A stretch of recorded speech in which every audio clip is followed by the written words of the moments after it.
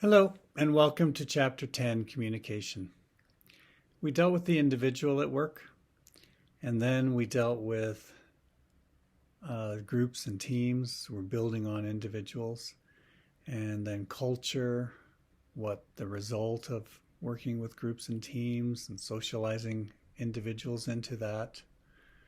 And now we have some chapters on processes, what goes on in organizations. And the first one is communication. It's the flow of information among people in an organization. So it's very important, and we've got some interesting information here for you. Often with this introductory slide, we have an image of a sender, a person who's thinking something, and they're encoding that thought into a language, symbols, and then they're going to transmit that message through some medium or over some medium to a receiver, that's another person, who perceives the message and can make errors in that perception, and then decodes, again, a possibility for error, thinks what to reply, and then encodes the reply and sends it back to the receiver. So that's a standard model, the sender-receiver model, and the errors that can creep in along the way due to both the encoding process, because your encoding might be difficult in getting across exactly the message you intend in your mind. Those of you who know more than one language might find it happen occasionally when you know exactly what you want to say to someone, but that particular someone doesn't share one of your languages. And you could say it perfectly in one of your languages, but you can't use that encoding because the other person hasn't got the capability of decoding. So what you're left with is trying to say something like, I know exactly how to say this in one language, but I'll have to kind of make sense of it and give you a rough version in English in this case, and we'll go from there. Some people say, there's a saying in my country or in my home culture, and it perfectly captures this situation, but it's hard to translate, and it doesn't make as much sense when you do try to translate it into English. So sometimes people say things like that, which shows that it's difficult to exactly encode your thoughts depending on the language that you're trying to use. And then when you send that message over a medium, sometimes error creeps in there because it's let's say a telephone conversation, and telephone communication can cut down the bandwidth or the number of hertz that are being sent. So to cut out some of the low frequencies and some of the high frequencies, just to make it easier to send. So sometimes you miss some of the tones that you would hear in personal conversation. And sometimes with telephone conversation, if you've used cell phones, which I find with cell phones, is that it's hard to know when someone's talking or going to talk and when you're going to talk. And sometimes you talk over each other more because there's little lags, I think, in cell phone conversations. Whereas on the hardwired telephone, you can both speak at the same time and there's no problem because it's analog and cell phone is digital, pretty sure, so cell phone converts your analog voice into packets of information that are sent and then decoded at the other end. Well, that I think leads to small problems in understanding because of the medium that's being used. And if you've ever used satellite long distance telephone, which I think is less and less common these days, but in the 1970s, 80s, maybe 90s, I'm not sure exactly the years, Satellite telephone was the way, was the big thing before cables were laid across the oceans with fiber optics for telephones. And the satellites had these delays where you would say something and it would have to go up 26,000 miles above the Earth and then be beamed down and converted and sent to the other person's landline. And there was an actual time lag. And if you've ever watched on TV, you'll have a news reporter talking to someone out in the field, and the anchor in the studio will ask a question. So what do you think about what's happening in, this city? And then you'll be watching on TV and there's the reporter in the field and they're just looking. Well, what I think is, and there's like that 1 second gap before they hear what the person said. So that's what I think's happening there. And then there's the decoding. The person who's heard the message might make a mistake because of their use of language, even if it's the same language, the same symbols. People don't have the same understanding of what a word means. And, Inigo Montoya, you keep saying that word. I do not think it means what you think it means. Right? Inconceivable. So that's a bias, a mistake. Not really a bias, it's a mistake, an error that can creep in and make communication less effective, less efficient, because we're not getting the true message that was being sent. And that's less effective because your reply is going to be changed based on your understanding. And then the process cycles, and the person who's received the message codes up their answer and sends that back over some medium. So it's complex, number of points at which errors can occur. What we're looking for is the right people getting the right information, at the right time, which usually means sooner rather than later. That's a general principle. The sooner you can know something, the better off. And managers always want information. It's been said about the telegraph system. There's a book called The Victorian Internet, which is about the building of the telegraphs. And one thing I liked there was it said, as soon as instant communication between the coasts, the west coast of the United States and the east coast of the United States, could happen, it must happen. Because as soon as you could get news of what was happening on the West Coast, you had to know, because it affected stock markets and decisions on buying and selling goods. So you had to know if others could know. And then the last couple of bullet points, an organizational chart often has lines that are drawn to show authority and reporting relationships. And that will lead us into the next slide on communication up and down a hierarchy. Here we're saying the idea that there is communication that goes from a person higher in a hierarchy, typically called a manager or an executive, down to a person lower in the hierarchy. It doesn't mean anything else about how important they are as people, or who might end up being president of the organization one day. You don't know.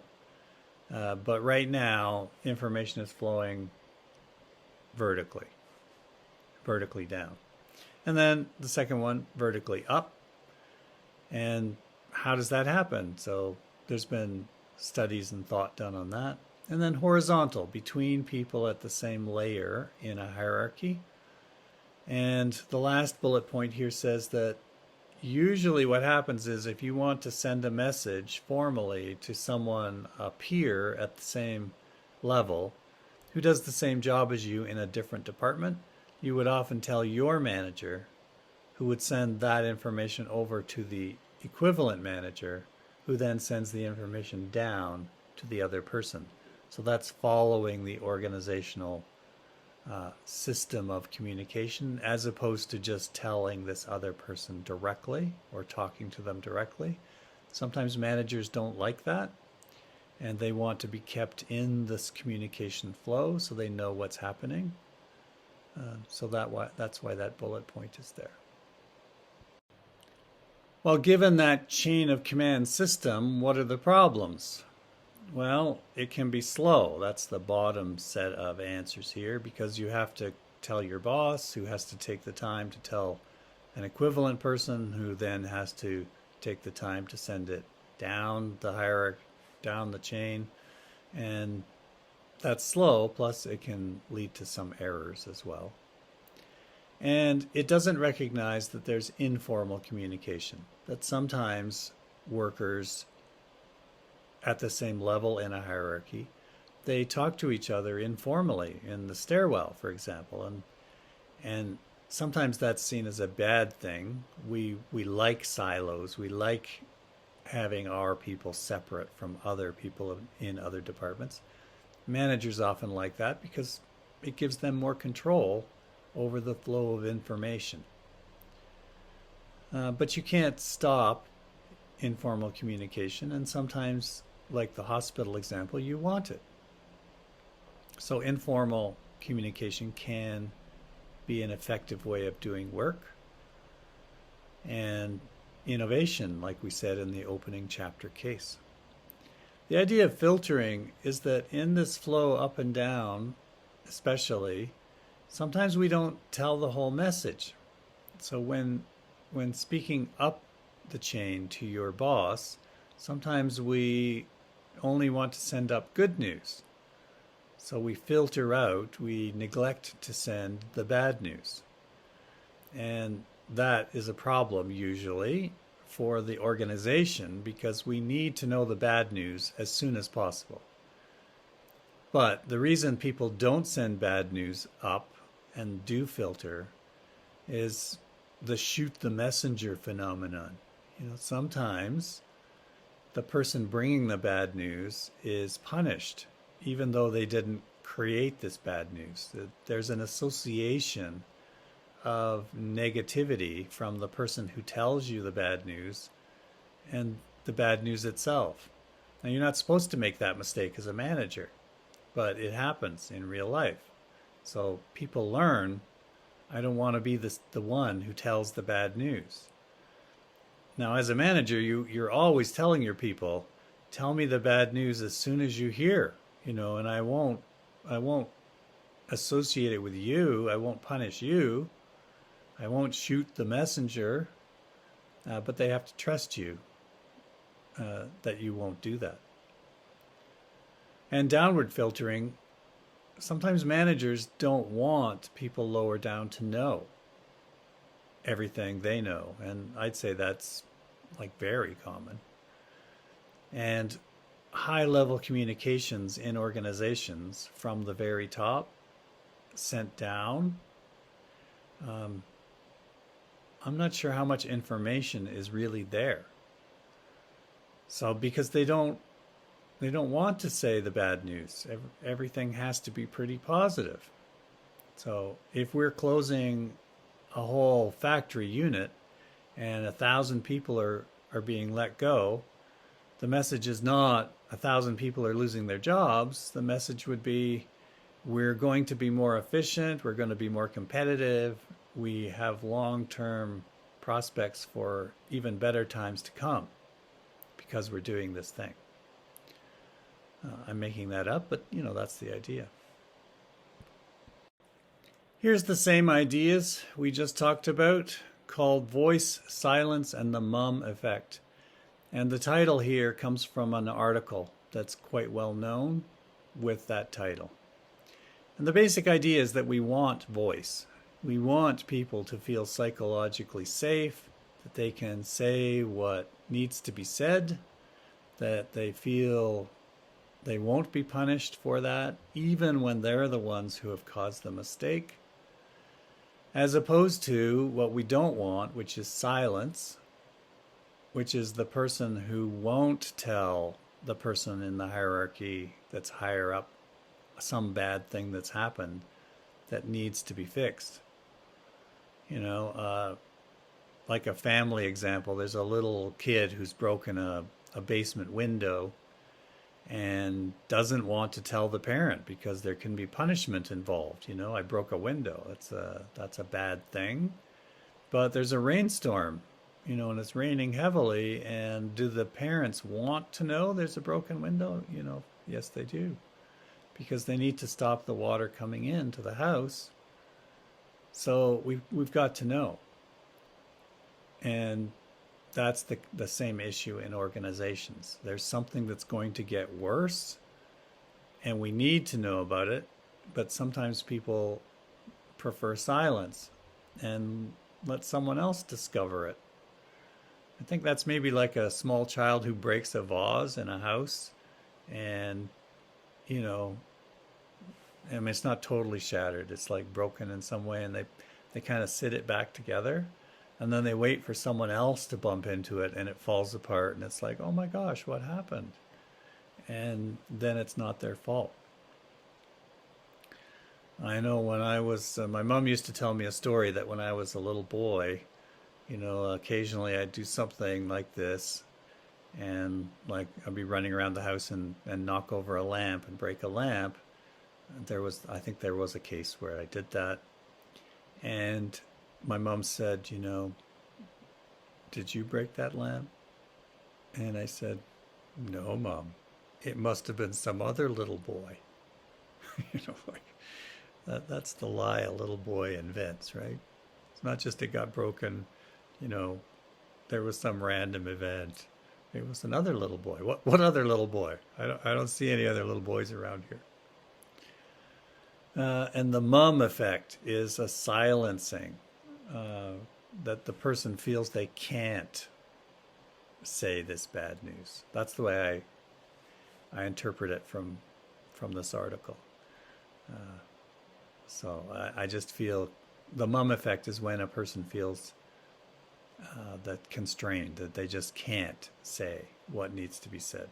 And we're trying not to have that, right? We're after voice as an effective way of keeping communication flowing in an organization so that decisions and actions can be taken. If you've never heard this term before, the grapevine. I think, you know, you imagine a vineyard with these rows of grapevines growing on supports and lateral, there's posts and lateral wires maybe, and the grapes twine around and grow all through this. And so there's a network. And that metaphor is used to explain, like the grapes would be the people in an organization, and the vines would be all the ways they can network and talk to each other. And so the grapevine can easily send information up and down a hierarchy and through across departments, and because people bump into each other parking their cars and riding the elevator and, you know, on their way to lunch, whatever. So it's been studied, and the idea is, well, there's a lot of information transmitted this way. Now, if you're in an organization, one idea is you need to be part of the grapevine. You need to talk to people just casually, and, you know, sit down. Hey, how's it going? How's life? How's your weekend? What about those, you know, that game that was on TV last night? Just talk about, you know, nothing for a while. And they always say never talk about politics and religion at work. There might be a third thing, but I know those two you're supposed to avoid at work because it can lead to strong feelings and sometimes strong disagreements, and you don't want those at work. So you often talk about benign things like the game on TV last night, and you can be fans of different teams, but it's not too serious. It's not supposed to be. So you just talk, and then, you know, things come up. So anything new in your department and what's happening, and so you might learn some information. And you might give a little information. I think there's give and take here in the grapevine. And I think, this is me personally, I think you have to give some information and get some information. And when you're having conversations of this nature with people, make a mental note of are you getting information? Because some people don't believe in giving information. They will listen to everything you have to say, but they won't give you anything back.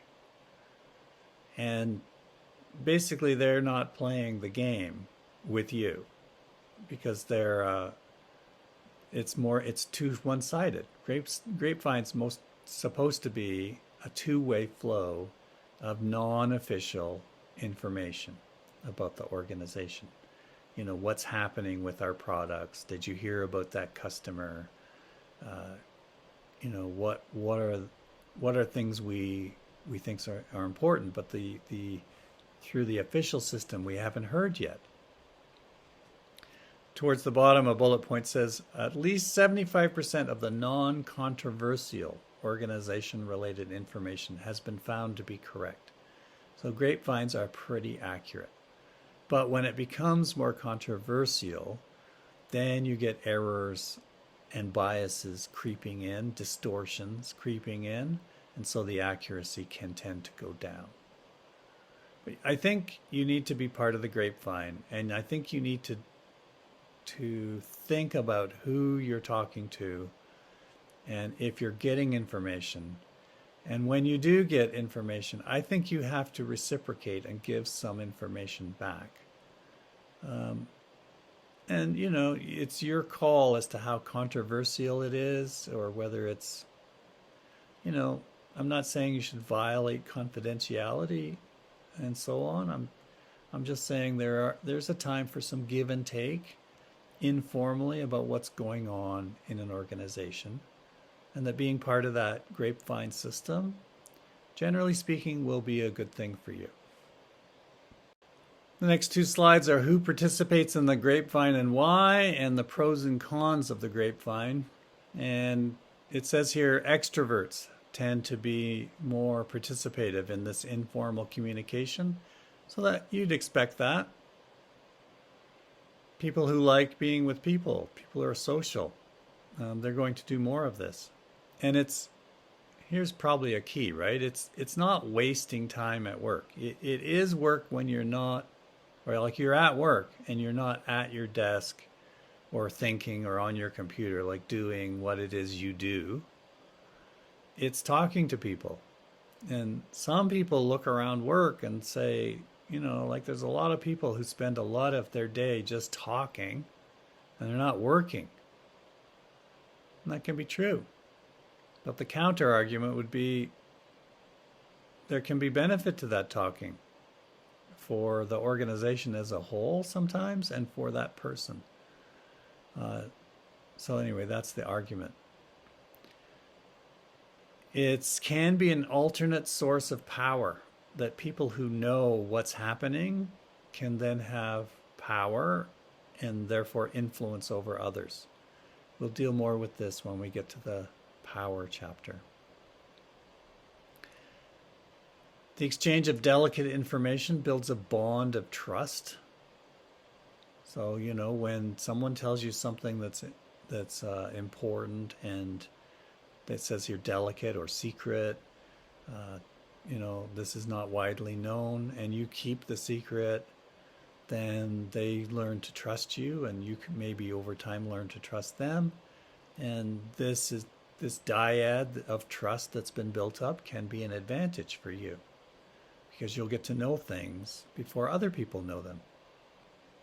So I mentioned in the last chapter how my thesis supervisor, Bob House, was sent an article by Victor Vroom before the article was published. And there's a sense of trust there. They know each other. And the idea is that academics can get these articles before they're published. So that means they have a lead time over other people who have to wait for the article to actually appear in print in a journal. And that's the way this was done in the time period I'm talking about. So that Victor Vroom is trusting Bob House. I'm sending you this work. You can use it with your students, with your own research. And I'm kind of, I wasn't part of the conversation, but I expect it was like implicit. And please send me your work so I know what you're doing.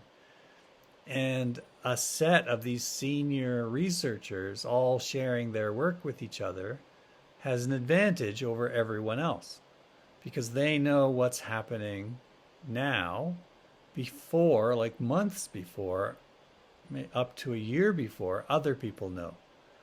And that's a big advantage. It also provides social and intellectual stimulation. It's fun, it's interesting. And that's the kind of people who participate. Pros and cons of the grapevine. Well, one of the pros, it says here, is it provides a test of employee reactions to proposed changes. So there's an expression in English that says, run this idea up the flagpole and see who salutes. Which means let's sort of put this idea out there and see what happens. See if people say that's a good idea. So the idea is that a manager could use the grapevine to their advantage by leaking a rumor that we're thinking of opening a new, factory in this city and just seeing what happens. Are people excited? That sounds great. My family would like to move and live there, or are people saying, that's crazy, why would we ever do that? So you get some feedback before you actually have made the decision or the announcement. And the cons, sometimes the grapevine becomes wrong or a rumor that people are worried about layoffs usually. And rumors go around, it's going to be this category of people, or it's going to be this percent of people, or this is the amount of pay each of us will be losing. And those can be distorted as they pass from person to person, and the whole company can become upset and anxious and essentially not do their work because they're so busy talking. And so that can hurt the organization as a whole. And sometimes senior management needs to make a formal announcement. This is what's happening. Now, personally, I would argue that formal announcement should actually be accurate, as opposed to, actively lying to people saying, there's no basis to this rumor that we're about to be sold or acquired by another company. It's completely false. And it's actually true, but the management can't say it because of Securities and Exchange Commission rules, for example, in the United States, that you can't let that information out before the documents are signed because it affects the stock market. And so we have to actively tell people that something's not true when there are people who know it is true. So that happens. Here's a slide on jargon, specific words that are used within an occupation or an organization to make it easier to communicate with others who share the knowledge of that term. And every occupation or profession has lots of jargon, lots of words that are used, or acronyms, little short forms. And we certainly have many acronyms in organizational behavior that you may be seeing for the first time. And some of them, like MPS, Motivating Potential Score, in the motivation chapter on the job characteristics model. To an academic, that's pretty straightforward, MPS. But to someone who's seeing it for the first time, it's like, why do we have to have all these acronyms and all this jargon? So we have it because it's easier when you're in the system that understands that jargon. But it can be a barrier to outsiders, and people who are being socialized into an organization have to learn that jargon. So that slows things down initially and maybe speeds them up later.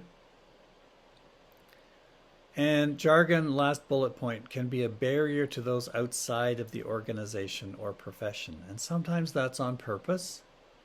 So, a legal or medical profession, for example, but I think all professions would be subject to this, would have their own technical terms. And sometimes those terms can be made especially difficult so that outsiders can't really understand what's happening. You have to go through training to learn what these words all mean and what's important and how to understand it. So in the legal profession, for example, there can be a push for common language in contracts, for example. Straightforward language as opposed to legalese, which means jargon, real legal terms, but used in a way to block outsiders from understanding what's meant and what the implications are.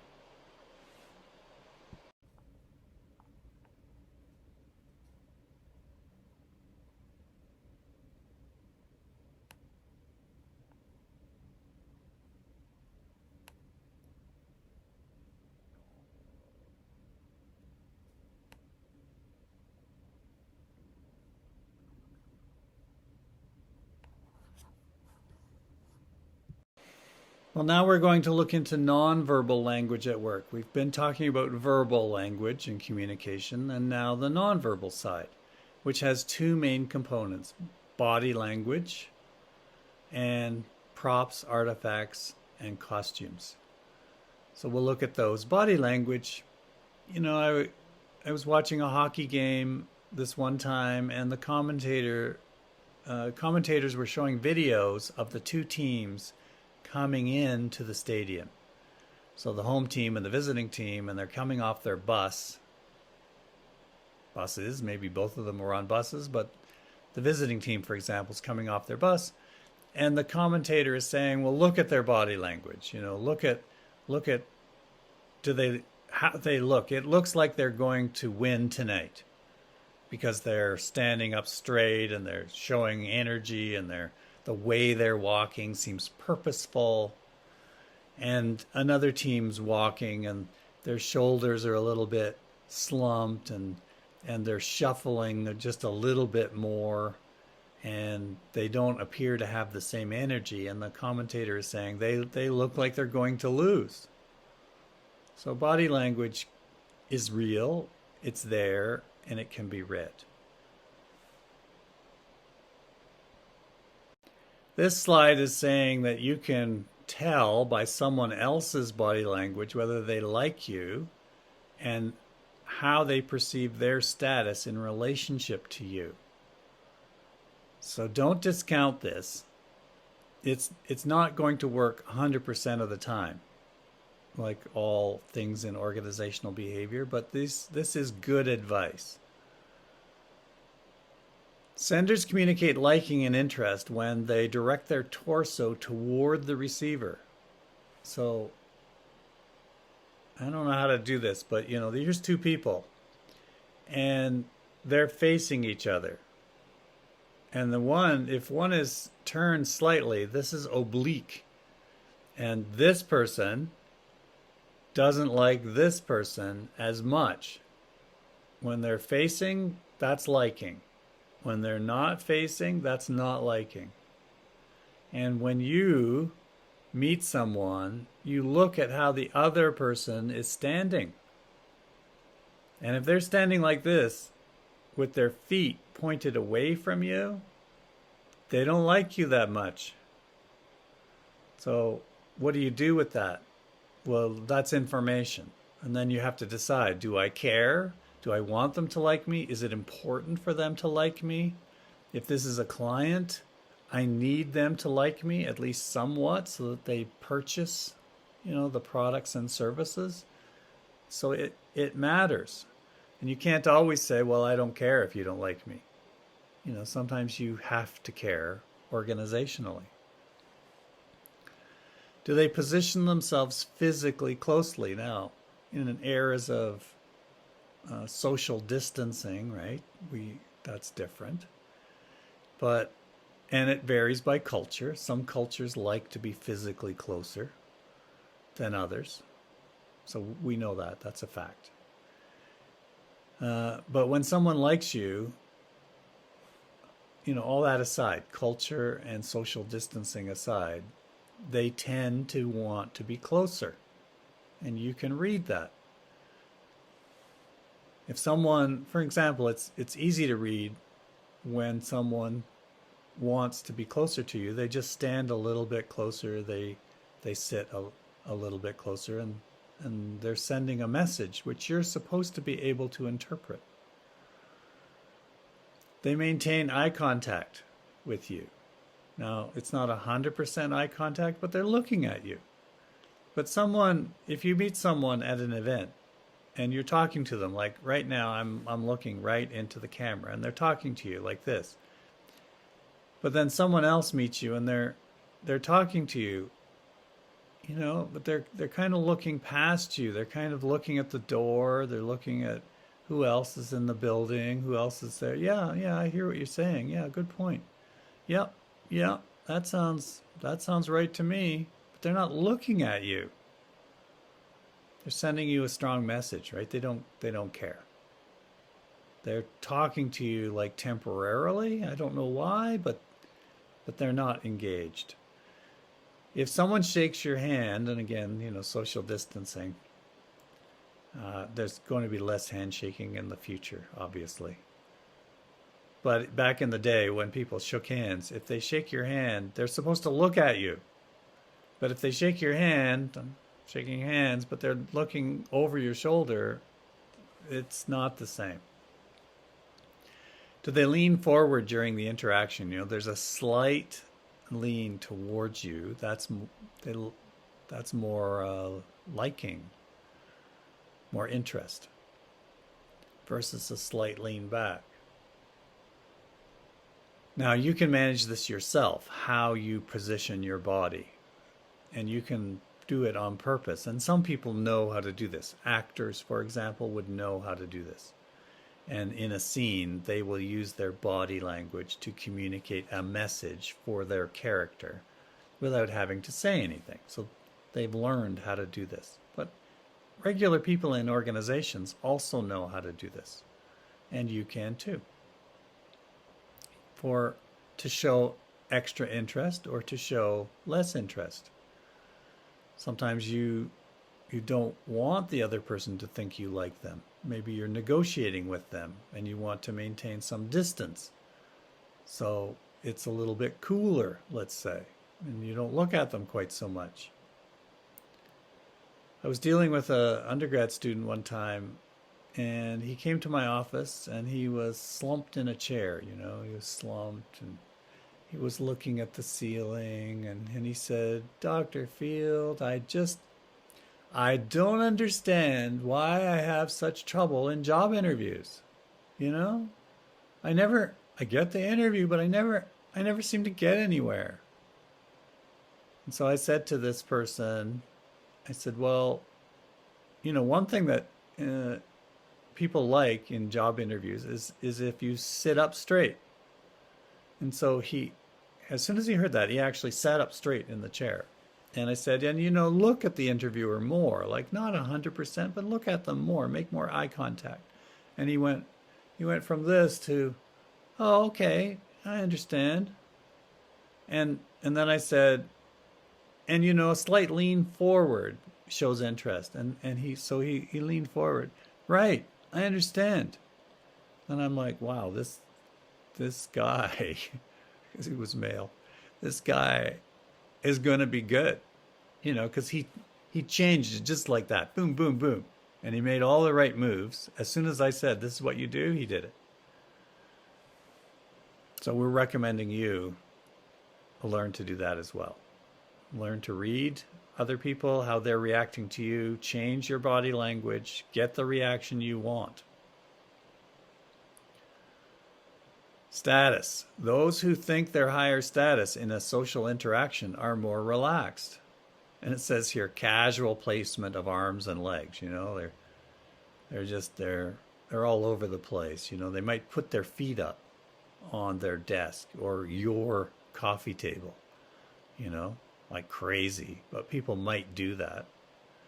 A reclining, non-erect seating position, you know, they're leaning back and they're relaxed, and a lack of fidgeting and nervous activity.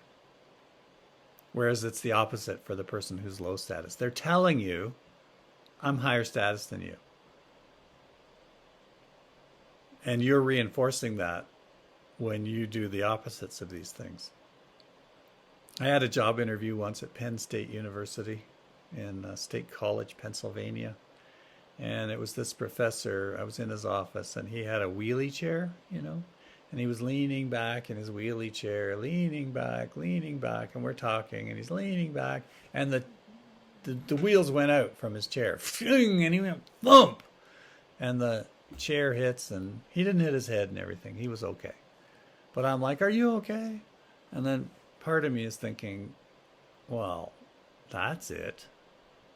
How do I recover from this in a job interview where the interviewer has lost face by being high status compared to me, you know, which we all know he's the professor, I'm the one who wants the job.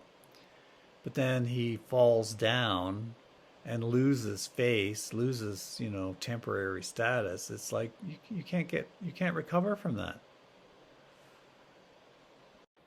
Okay, I've talked about most of these bullet points already. I will emphasize the last one. Positive body language might give the edge to applicants who are otherwise equally well qualified. So your accomplishments and education and work experience and so on all matter. But what's being said here is your presentation will also matter. And two otherwise equal applicants have to be separated somehow, and it is body language and communication that might be the separation. So please learn these ideas so that you have a better chance, is the main message. Now, what I would say, again, job interviews are all about fit. And I want you to de-emphasize the status difference between the other person and you. Yes, you're the job applicant. And so you might tend, I've said this before, you might tend to think the interviewer has the high status and you have the low status. And I would say that's a mistake. Because when we take an interview as a question of fit, you are both relatively equal status. You're both seeking to determine fit for you as a person seeking work, and they as an organization seeking help.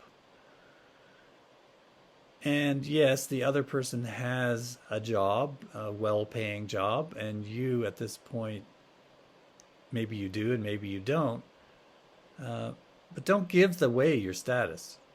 You may be this person's boss someday. I mean, that happens a lot. And we don't know. And they don't know. And I don't think you should swagger in there like, I'm going to run this place someday. But I think you should go in there with, you know, confidence and maintain status equality, really, to the extent you can. We're both human. You may be slightly older than me. I may be slightly younger, but, you know, that's okay. Who knows how this will change over time? Let's talk. Let's talk together as people. So that would be my advice. Hope you can do that. Well, this slide is going to be tricky for a lot of people listening to this, because I'm going to make the case that these are very, very important things. And I'm expecting that some listening will be thinking, how can that be? How you set up your office, how you decorate it, how you arrange the furniture, what furniture you put in. How can that matter, really? And clothing. I've definitely had students who would say things like, I don't think clothing should matter. I don't think the type of clothes a person wears to the office. I don't think that should matter. And my reaction is like, yeah, we're arguing two different things. You're saying it shouldn't, and okay, I can kind of go along with that. It shouldn't, but it does. And if you want to do well in organizations, you have to live in the world that is. And people will judge you based on your clothing. And not just clothing, of course, but your artifacts, your your glasses, your watch, your briefcase or backpack, if you have one. Um, all the artifacts, all the physical things. And if you have piercings, tattoos, they will judge you on that as well.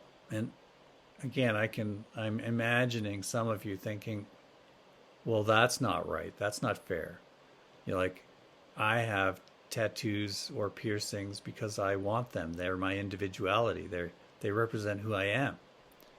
And I kind of get that, to the extent I can, because I don't have piercings or tattoos. A bunch of students on a case team once wanted me to get a tattoo with them. They'd had a beer or two, and they said, "Let's all get a tattoo, and then we'll all remember this, this case team that we're all on." And I was flattered that they thought me their coach as being one of their team, and that they would invite me to get this tattoo with them. But I couldn't. Not they didn't either, but it was floated. That's the closest I ever came to a tattoo. But people who have piercings or tattoos, and then I've known people with tattoos. It's very personal. It can be a tattoo about some event that happened in their life, a person they knew, a motto that they. I've known people who have words or symbols of words or symbols put on their bodies to remind them of something that they want to be or how they want to act. So I think I understand that. But other people are going to react based on their own biases and prejudices and perceptions, and you can't stop that. It will dissipate over time, and we know bias and stereotype decreases over time when the other person gets to know you as a person. And then we don't see the piercing or the tattoo. We see it, but it's not the first thing we see. We see the person. That happens over time. But the first time you meet someone, the early times, it's more stereotypical interaction. So you have to manage that, which might mean covering up a tattoo, and if a tattoo had a problem with it, getting it removed, I would say. Personally, I would say that that's a reasonable thing to do, to get a tattoo removed if it's causing you a problem. In Japan, there's signs in hotels. If you have a tattoo, you can't go swimming because tattoos indicate the Yakuza, the criminal organization. And they have, but if you still want to go swimming, they have you're allowed to put on a bandage over your tattoo to cover it. So it looks like you might have a wound. And, people might know in Japan, Japanese people might know that foreigners who have a bandage on them might have a tattoo under there, but that's okay. As long as they can't see it. And then piercings, sometimes I think you might have to take those out before, a job interview, early days in an organization. Let your individuality come out later when they know you more as a person. That's my advice. It's not here on the slide. That's my thinking. So this matters a lot. And office decor and arrangement, we have a picture coming up on the next slide of how to read that. How you build your office is going to matter a lot. And my advice, this is me, right? Don't take the office as it's given to you. And because if you have an office, you'll walk in, it will have furniture in it. A desk, a credenza, a bookcase, whatever. And it will, of course, have some version of paint on the wall and maybe a carpet, maybe a tile floor. I don't know. It is what it is. And my advice is do not live with what is. Find out what the rules are. Some organizations have status rules. Like if you have a tile floor, you're not allowed a carpet. Only more senior managers have carpets. My dad worked in a place like that. And he took something in from home, a piece of furniture, to put in his office, and he was like told the next day that has to go. You have not qualified for that. So it can be a status marker. That's an aside. Now we're talking about my dad's office. The walls in his office were attached to the floor on like runners somehow, and it was locked down. And when he got a promotion one time, the physical plant people came in and unlocked the walls and moved them out the appropriate number of inches and locked them down again. And he now had a bigger office. And what happened on the offices on the other side, I don't know. But that was the whole thing. Like it can be a very serious status hierarchy of size of office and type of furniture. Junior people get metal desks, middle managers get wooden veneer desks, senior managers get solid wood desks. Executives don't have desks, things like that. But decorate your office to make it comfortable for you and to show your personality and who you are, the you want others to see. The fourth bullet point under office decor and arrangement says middle managers have been found to use office decor to profile the identity and status of office occupants. That means they read it. They read your office without you in it, and they determine your status. You have to know this. You can't put things in your office that decrease your status. Rubber ducks on your desk. Like, I don't know. But you can't just be random about this. And you can also design your office so that it makes different communication more effective. Sometimes you want to speak across your desk to someone. Sometimes you want to speak across the corner of a desk. Sometimes you want a small circular table if you have enough room where you can speak directly to someone. And if you have enough room, maybe a couple of loose chairs or a couple of small couches where you can sit and talk in a more informal way. Like the dean's office at my school, he has his desk and a chair opposite where you could sit, and he has a couple of couches and you can sit there. So different communication styles are possible. And your clothing. I've definitely had students say, I'm going to wear the clothes that make me comfortable and suit me. And if other people have a problem with that, that's their problem. Okay? Hard to argue with that. You're not being promoted. Well, that's your choice, right? You're going to wear the clothes you want to wear. Take the consequences. If you don't mind not being promoted, if that's what it takes, then okay. As long as you know you're making that decision. That's what I'm saying to you.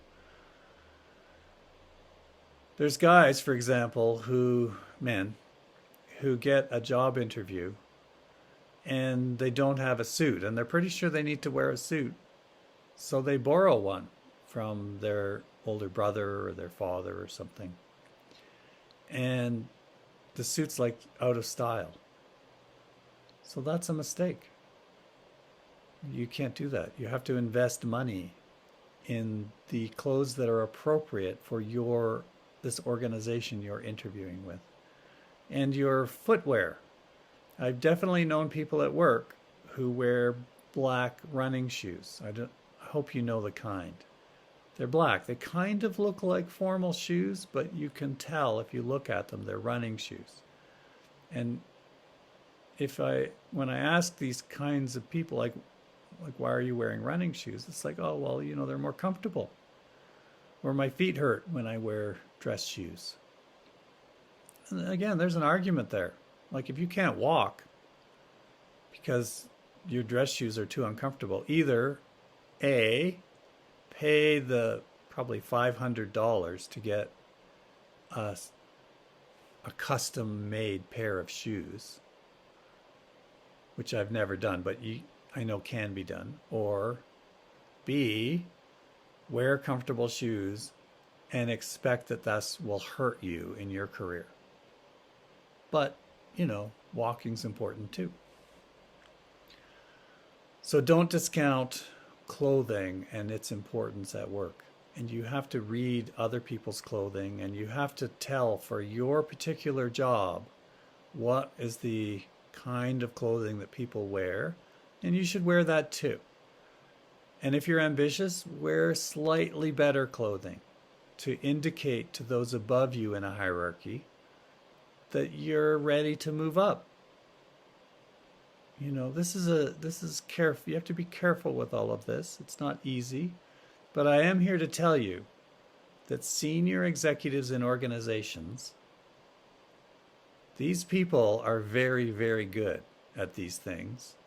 And as soon as they meet you, they just meet you, and they've done an inventory of the kind of clothes you're wearing, what brand they are, how expensive they are, what kind of watch it is. If it's a fake watch, a Rolex, but it's not really a Rolex, it's a knockoff, they can tell. And the shoes they can tell, and the belt, and everything. And you have to know that they're looking, because they want to determine a person's status, and in part they determine that through these items, clothing and office. This exhibit, as you can see, is from the chapter. It's exhibit 10.1, Inferences from Office Decor. And I want you to take this seriously, because I'm thinking some of you listening might be thinking this can't be right. That the things you put in your office people are making distinctiveness categorizations. They're deciding what they know about you based on these things in your office. Or they're assigning you status based on the things they see in your office. And how can that be true?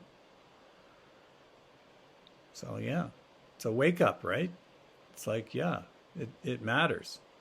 So family photos, family oriented, not work focused. I mean, that can be more subtle than that. But what, and this is from 2004, so it's a little bit old. Not a player.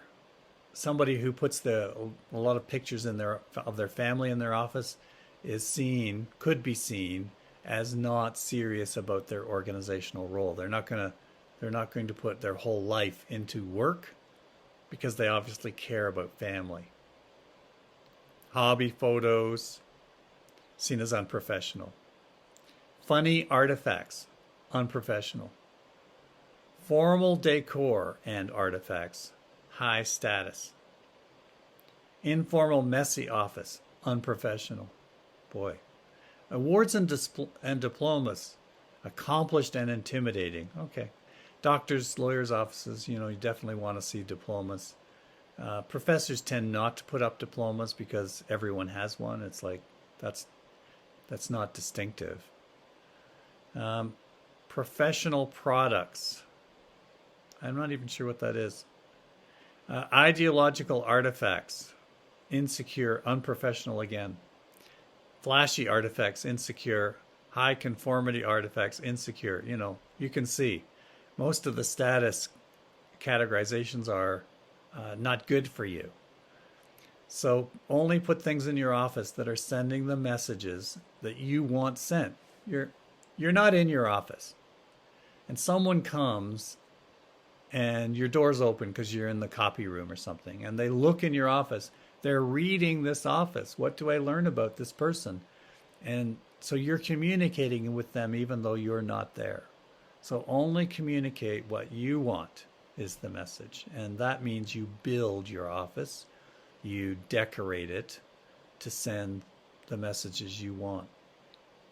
You know, in movies, there's a person called the set decorator, and their job is to buy artifacts and build a story in a room that sends the right message for that movie and these characters.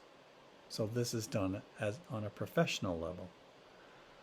And I just watched the movie Knives Out, and it was really great for its set decor. You know, among other things. I liked the movie. We have a few slides now on gender differences in communication, and Deborah Tannen is an academic and an author, and this idea of one up, one down comes from her work. The idea being, as you can see, that men have been socialized from boyhood to seek being one up on the other person. You know, that's nothing. Whatever you did, I did something better. And women, as young girls, have been socialized into rapport building and connection with others.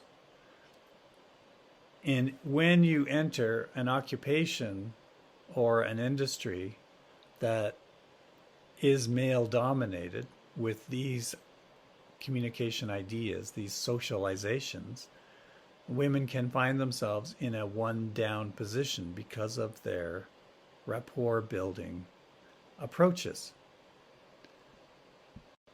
You might want to look at this in the chapter.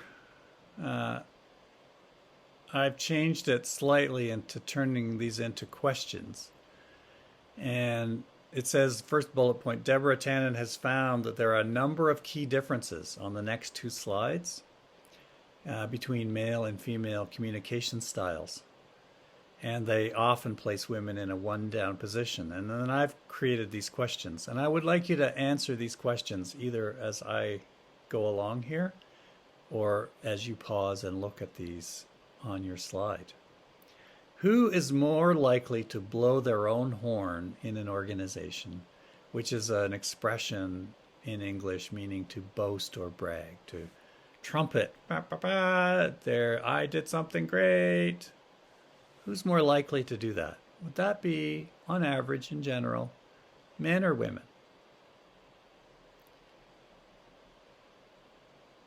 Who tends to be more boastful about themselves and their capabilities and to minimize their doubts? So, are you sure you can do that? Absolutely. Yep. No question. Compared with those who downplay their certainty. Are you sure you can do that? I'm going to try. I think I can. Which one is men and which one is women, on average in general? Who are less likely to ask questions because they think that asking questions can reflect negatively on them? So stereotypically, someone's lost in a car and there's a little convenience store there on the side, coming up on the side of the road.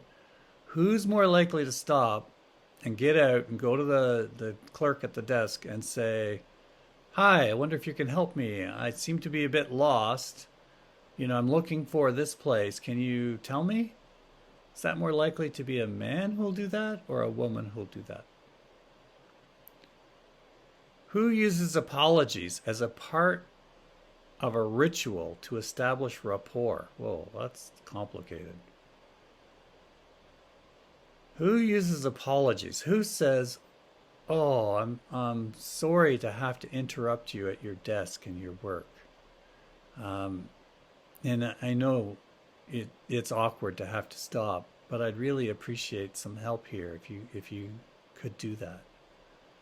So there's an apology right at the start versus, hey, I need some help. Where's the nearest 7-Eleven? Men or women? Who avoids ritual apologies? I think it's the same point. Because it's seen as a sign of weakness. Hey, I don't apologize, ever.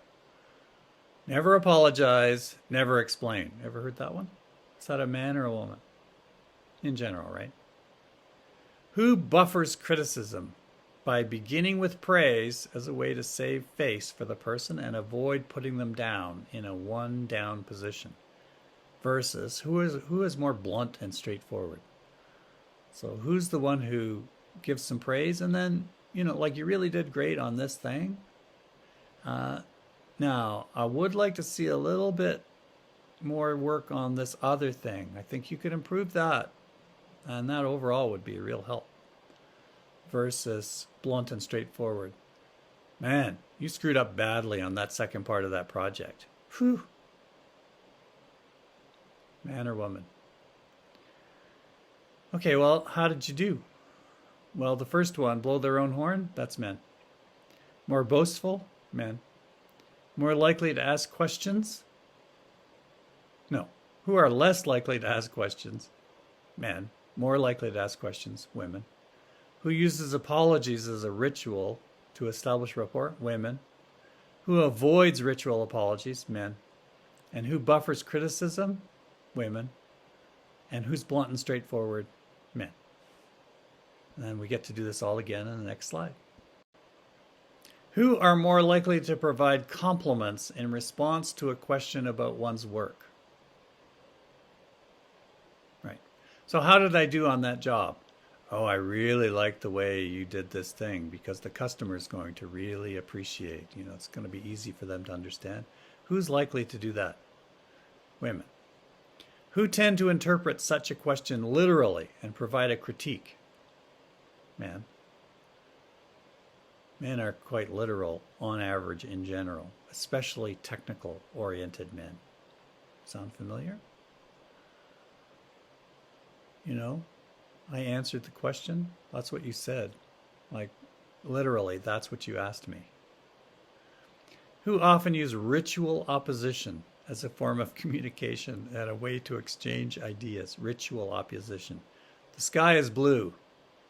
It's not blue. It appears blue. It's not blue. It's pretty cloudy today. You call this pretty cloudy? I don't call this cloudy. It could be a lot cloudier. It's cool today. No, it's not cool at all. You want cool? Wait until January. Have you ever been here in January? Who see ritual opposition as a personal attack and something to be avoided? So, according to the textbook, ritual opposition is male and something to be avoided is female. Who believe that to be recognized and rewarded, what matters most is doing a good job? I'll just do a good job. If I do a good job, I'll be noticed. I'll say I want to be promoted. I'll do a good job. I'll get promoted. It's like obvious, right? It's rational. Well, according to the text, I'm pretty sure that's women. Who believe that what also matters is who you communicate with and what you discuss, and therefore spend much more time communicating with their superiors, talking up the hierarchy, and talking about their achievements. Well, obviously, right? That's men. Blowing their own horn. Here's the great things I've done. And you don't say it to your colleagues, your peers. You say it to your bosses. Look at the great things I've done. It's amazing, the results I've gotten. Who tend to be indirect when giving orders. Such indirectness can lead to misunderstandings and be perceived as a lack of appropriate demeanor and confidence. Demeanor means how you hold your body language, your tone of voice, your facial expression. So who tends to be more indirect? I wonder if you could find time to clear the stockroom in the back there because we have a truck coming soon. And that would really be helpful. That's indirect. Direct is, go clean the stockroom. We've got a truck coming in half an hour. It's got to be ready. Go. Now. Why are you still reading your newspaper? Go. So women are more indirect. Only a couple of points here. The female communication style works well with other females. And the male communication style works well for other men. And at work, of course, you're going to have a mix. And so you have to recognize that different linguistic style and be flexible, adjust your style. So, as a man, I would interpret this to mean when speaking with women at work, generally speaking, we want to be a little less of all those male things. Less direct, more questioning, more willing to take feedback and ask for advice. And whereas when dealing with other men, a man speaking to another man at work can still be direct. And for a woman, dealing with other women can still do the things we just looked at for women's style of communication. But when dealing with a man, you got to move a little bit that way, towards the male side, a little more direct, a little more blowing your own horn. Look at the great things I've done, not just relying on the quality of your work, but telling your boss about the awesome work you did. That's what the text is saying. And I think it's important for you to think about this. Again, if you're a person listening and saying, well, I'm not going to do that. I'm not going to adjust. I want to just be me and I'm happy with who I am. I don't want to change that at work. The standard message I have for you is that's fine. Don't complain later when you don't get things you want at work, whatever it is. A new office, a better office, an assignment, working with people you want to work with, a promotion, a transfer, training program, all those things that you might want. When you don't get them, don't complain. We have a set of 5 slides now on cross-cultural communication. And this first one deals with language differences. And then the next 4 will be nonverbal communication across cultures, etiquette and politeness, social conventions, and cultural context. And you can read the bullet points here on language differences and also look at the textbook chapter material. I think it's important here. English has tended to become a language used in international business, global business, if you will. But that doesn't mean it's everywhere, obviously, or that it will always be the language. I mean, I think just because I'm an English speaker, I tend to think that that will be true for a while. But that's not necessarily true. Learning another language can help because you have at least some facility with understanding another culture through learning their language, and also a few of the words. They do say that when you work in another country, you should learn a few simple phrases, the please and thank you and good morning, and simple things that can be learned in a few days that shows that you're interested and willing to do some work. And that's at least a start, as opposed to being the person who speaks not a word of whatever the local language is. Okay. Well, here's nonverbal communication across cultures. First of all, facial expressions. So anthropologists have studied facial expressions in cultures and have found that some expressions are universal, that humans all express happiness in a certain way, and like the smile is interpreted the same way in all the cultures studied. It seems to be a human thing. And there's other facial expressions that are interpreted identically. But there are some facial expressions that can mean different things in different cultures. So they can be culturally determined. What does that mean? Like maybe a one raised eyebrow. It's The Rock, right? could be interpreted. I'm making this up, but there are expressions that will mean different things. And then the text here says, some cultures frown on the display of negative facial expressions, which I thought was funny. Gestures often do not translate well across cultures because they have symbolism that's not shared again. So be careful with your gestures. And there's lots of examples of what different hand gestures mean in different cultures, and in some cultures a gesture can be quite a normal thing, and in other cultures it's an insult. Gaze, how you look at people, is culturally determined. And when you're on like transit, a subway or a bus, are you allowed to look at other people? And if so, for how long, and in what circumstance? And so these are cultural rules which you can easily violate if you don't know what the cultural rules are. And I know there was a story like cross-cultural communication in Japan when a parent is scolding a child who did something wrong.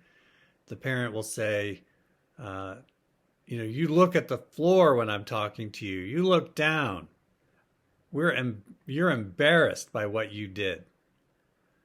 Don't look at me. And that's the cultural in Japan. But in America, the United States, Canada, when a child does something wrong, the parent will often say, you look at me when I'm talking to you. You look at me to understand what you did wrong. Something like that. And touch. Of course, in the COVID era, there's going to be less touch. People are now, instead of shaking hands, they're elbow bumping. But in Europe, for example, pre-COVID, I suppose, and I'm not sure what will happen post-COVID. We're not there yet. But pre-COVID, the kissing on the cheek when you meet someone, left, right, left again, very common. And it's just normal. It's just polite. Whereas in Canada, it might happen in Quebec sometimes because they tend to be more European. But in where I'm from in Canada, both Ontario and Alberta, and lived in British Columbia for a while, no, that doesn't happen. So the message for you would be to learn how to communicate non-verbally in different ways in different cultures, and to either be trained some of the nonverbals in this culture you're going to, or the people who've come from that culture. I don't think it's easy to learn everything, but you can definitely work at learning some of the cross-cultural nonverbal rules, and therefore make less mistakes. The example that's given for etiquette and politeness is again a Japanese one, and in East Asian cultures generally speaking, but Japan in particular, that they are culturally don't like to say no. So if you ask a direct question in a work context, will you do this thing? A yes means the same thing. Yes, I will do that. But if they don't say anything but yes, it can mean no. So it is difficult. They won't come out and directly say no. Our organization, my department, myself, we won't do this. They won't do that. So you have to, if you're negotiating, if you're trying to sign a contract and you're not getting yes, you're getting no. And you have to understand that. And then you have to ask politely, without them losing face, why the reason is that it's not a yes. So how can we explore and resolve any differences that may exist between us? Focus on us, the problem.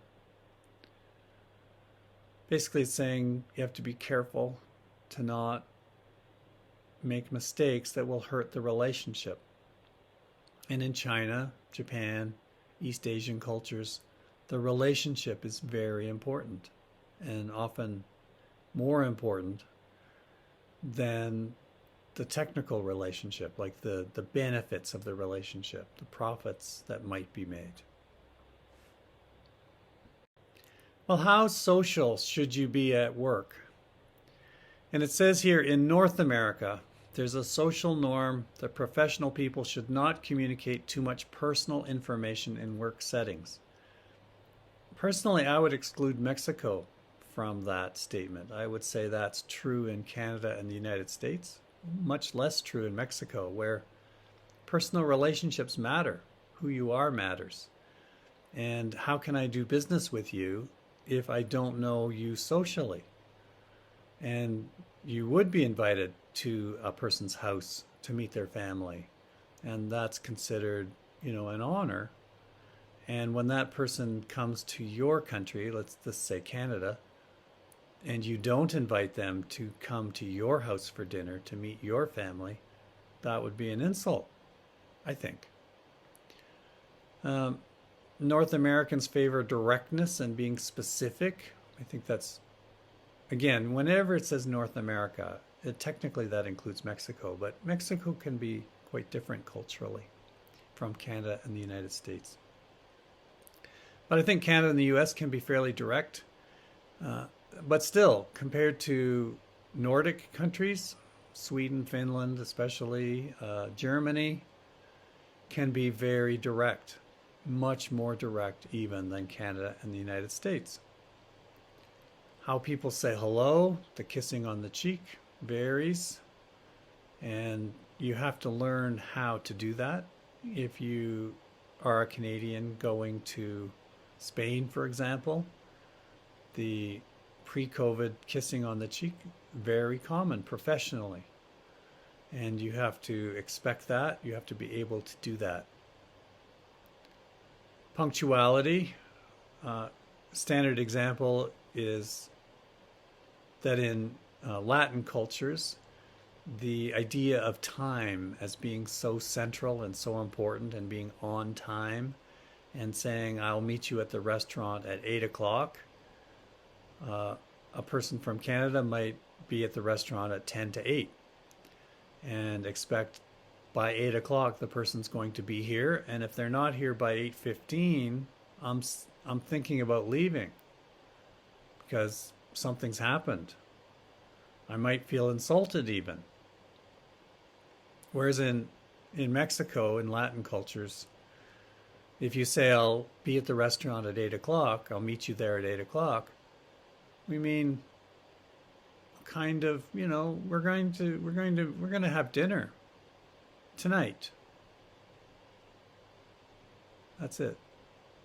And maybe when we actually meet, maybe the clock says 9:30. That's not important. We agreed to meet for dinner at this restaurant. That's important. I once had a visiting student from Mexico stay at our house, and I was telling the student how buses work here in Edmonton. And in my house, the bus goes by at 24 and 54, and you have to be there like a minute before, because there's a little bit of variation. They might be up to 2 or 3 minutes early, or later can be more, can be 5 or so minutes late, but it's going to be in that window. And I kept telling the student, like, if you're going to catch this bus to make this class, you have to be out the front door by this time to be sure. And the student was getting ready this one morning, and you could hear the bus go by, and I said, well, you've missed the bus. And the student just kept on getting ready like I hadn't said anything. And then got books and bags and stuff and was heading out the door. And I said, well, where are you going, to get the bus? The bus is gone. Like, the next bus is half an hour. There's just no point going and waiting now. But this made no sense to a person from Mexico, because I don't know about all of Mexico, but the idea is that buses there's no particular schedule. Like there might be a printed schedule, but you don't, it doesn't work that way. You go out to the bus stop and you wait for a bus. So it's different.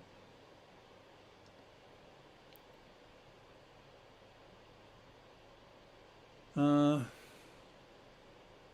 what individuals consider a proper degree of loudness for speech also varies across culture. That's interesting.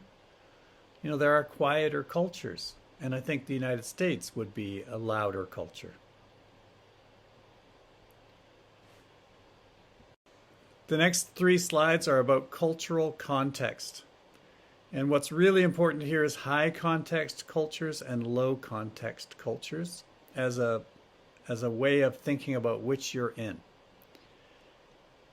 And then adjusting your communication to work in that particular context.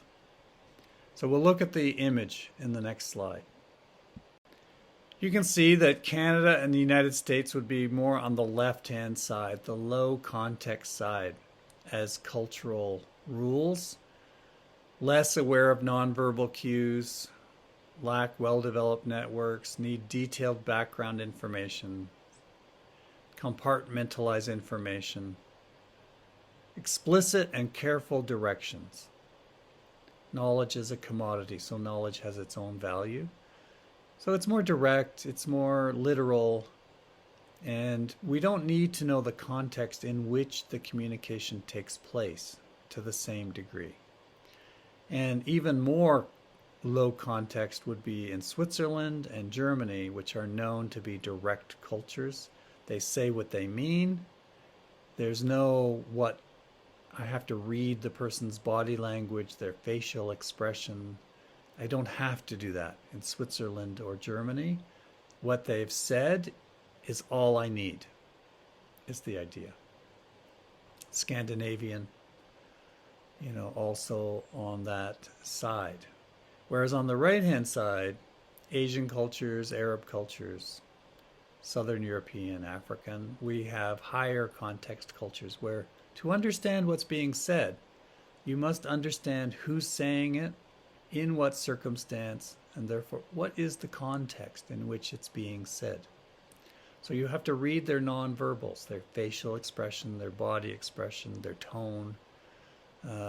Mandarin Chinese is a tonal language, so they've learned to speak with different tones. Same word said with different tones means something else. So in those cultures, it's very much listening to how something is said and watching a person's face, the exact word that was used, because that can give you information as well. Physical context, environment, gestures, mood, and it's about networks. Who are you in relation to who you know and who I know will make a difference in how we communicate. I think in China this is called guanxi, the network that a person is in. This information is quite practical when it comes to contracts. If you go to a high context culture, you have to spend a lot of time building the relationship before a contract is signed, because in a high context culture, the contract is secondary to the relationship. So you have to build that relationship. Of course, it's the opposite in a low context culture where a very detailed contract is what is required, and they don't really need to know you. It's all about what the contract says. So this comes as a surprise to some people from a low context culture like Canada, who sign a contract in a high context culture like China or Japan, where from the Canadian point of view, what does the contract say? And if we sign a contract, let's say to deliver Canadian lumber to Japan, and prices, so we have a contract, it's signed, there's an agreement, and then prices go down globally for this product, this Canadian lumber. And the Japanese company contacts the Canadian company and says, well, we'd like to, we can't really pay this price that is in the contract because, global prices have gone down. It's just not economic anymore. We can't do with the lumber what we expected and sell it, and things won't work. So we need a lower price. And they expect you to agree because you have a relationship with them. And it's a back and forth, but there'll be an agreement. Whereas from the Canadian point of view, sometimes it's like, well, what do you mean? We have a contract and we agreed on the price, and yeah, global prices have gone down, but you've got to pay what you said you would pay. And if you don't, well, then they may go into like lawyers get involved.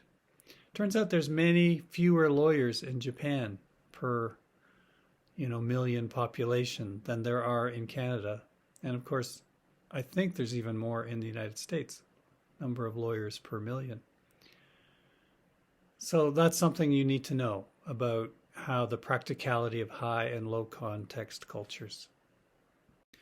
The next 3 slides discuss media and what medium will you choose for your communication and how those media differ.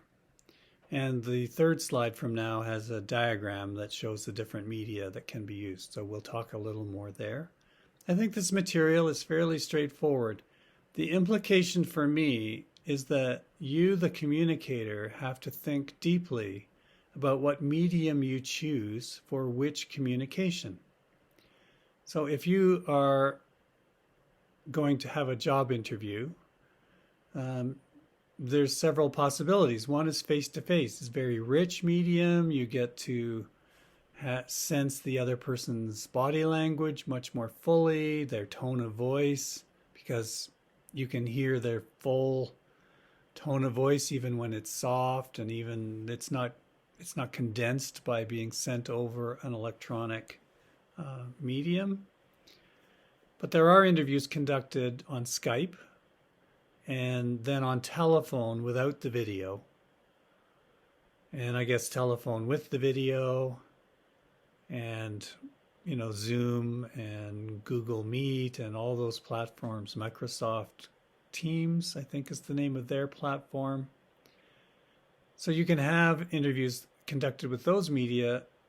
I think it's going to be different and possibly more difficult.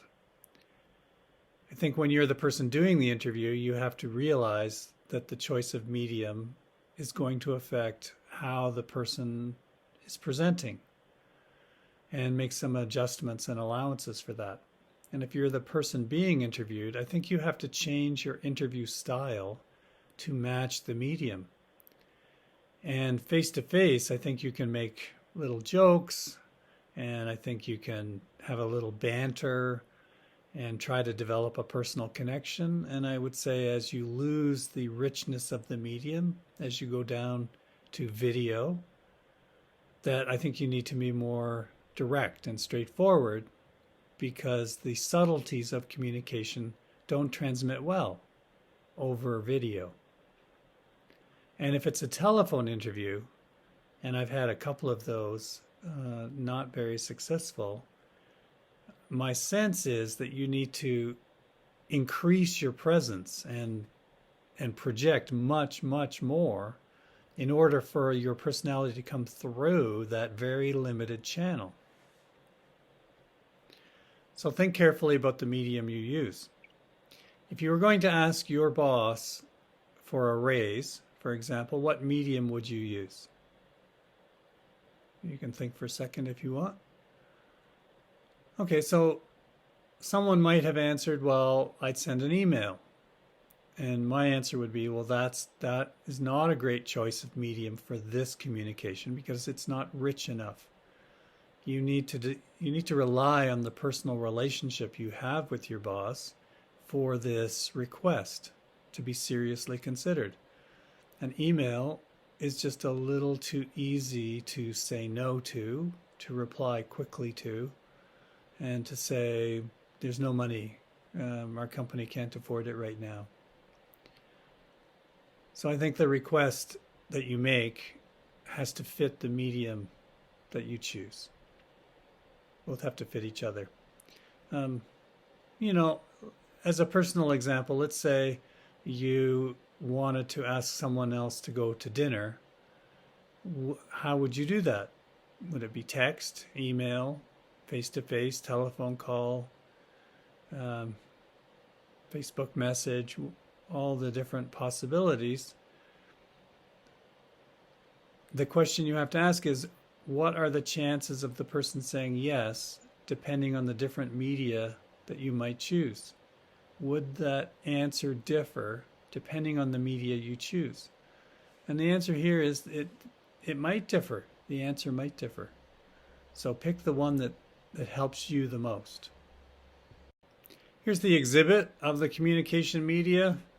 You can see there's many types here in the orange oval called ideal types, from physical to digital. Face-to-face is very rich, as we know. Digital communication, they talk about Web 1.0. I think that's the early versions of websites that are static, simply presenting information. And Web 2.0 are interactive, I think. And Facebook, LinkedIn, other platforms. I think I mentioned before, I went to a seminar one time and the person was talking to some students and said, LinkedIn is your resume and Facebook is your references. And what that speaker meant was you put all your information on LinkedIn, a professional social media platform. You build your profile carefully there so that other people in organizations can find you and perhaps contract with you for a job, a particular job or a continuing work job. Facebook is your references because the idea is that your future employer will look at Facebook to see how you represent yourself there in terms of photos and messages, what's on your wall. And instead of asking people to write letters for you, they will learn about you socially through your Facebook page. So the message here is LinkedIn, you have to build that professional profile, and Facebook, you have to be careful that what's there is sending the right message that you want sent to support your reference, why you would want to hire this person, which is you. And then your choice of media and use of media flows down through these possibilities, the physicality, accessibility, latency, how long it takes for the message to get through, interdependence, is it a back and forth, synchronicity, is it synchronous same time or asynchronous at different times, permanence, how long does this medium last? And I think in today's world we should assume that essentially all media lasts for a long, long time. Even Snapchat, which is supposed to go away after a few seconds, people can use another phone to take a picture of that image, and screen capturing, can be done. Verifiability. Do we know who's sending this message? And anonymity. So those are the variables that are considered in this article from 2015 in the Journal of Applied Psychology. And those decisions all lead to some form of that message and communication being effective or ineffective. I think these points are straightforward. You should read through them. And I'll only speak to the last point about chat-type group decision support systems, which is a computer-mediated way for the people in a group or team to communicate with each other on a problem. And studies have been done about the number of ideas you can generate and the quality of those ideas and how to use different programs that have been written, these decision support systems, to come up with better answers than have been possible before. So this is an area of research that's quite interesting on decision making, which is the next chapter, and groups, which was chapter 7. Well, there have been studies on computer-mediated communication and group decision-making, and here's some of the results. If it only happens once, it might not work so well. You have to be careful of extreme views called flaming, because people feel anonymous to some extent, and they're not usually. Although like Zoom bombing is a new thing, where people come into your meeting uninvited and say rude things. Technology is always fun because there's a new technology invented and immediately people start exploiting it and using it what is considered inappropriately and what maybe the designers never anticipated. You have to be careful about sarcasm or how you say things because it's very literal in online communication. So don't be subtle. Don't make little jokes. Don't, expect someone to understand what you meant. You have to be very literal because it's going to be read literally and it's going to be saved for a long time. And at some point, there'll be a printout of some email you sent and it'll be pushed across the desk to you. And the question will be, did you write this?